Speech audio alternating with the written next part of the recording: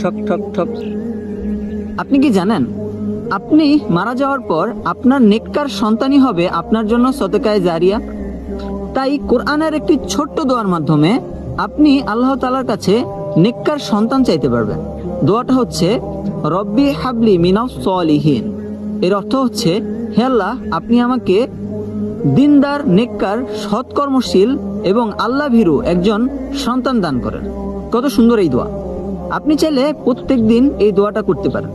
এবং এই দোয়াটা কিন্তু করছিলেন হযরত ইব্রাহিম আলাইহিসসালাম। এটা কিন্তু কোরআনের একটি দোয়া। যখন হযরত ইব্রাহিম আলাইহিসসালাম এই দোয়াটা করছিলেন, এরপর আল্লাহ তাআলা তাকে হযরত ইসমাইল আলাইহিসসালামকে দান করেন। তাই আপনিও চাইলে এই দোয়াটা বেশি বেশি করতে পারেন।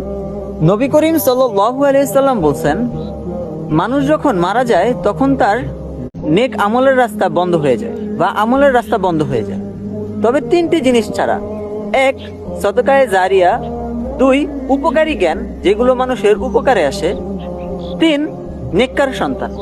তাই আপনি এই দোয়ার মাধ্যমে আল্লাহ তাআলার কাছে নেককার সন্তান চাইতেছেন, যেই নেককার সন্তান আপনি মারা যাওয়ার পর আপনার জন্য আল্লাহ তাআলার কাছে দোয়া করবে।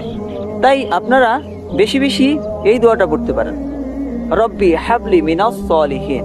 হে আল্লাহ, আপনি আমাকে দিনদার, আল্লাহ ভীরু এবং নেককার একজন সন্তান দান করুন।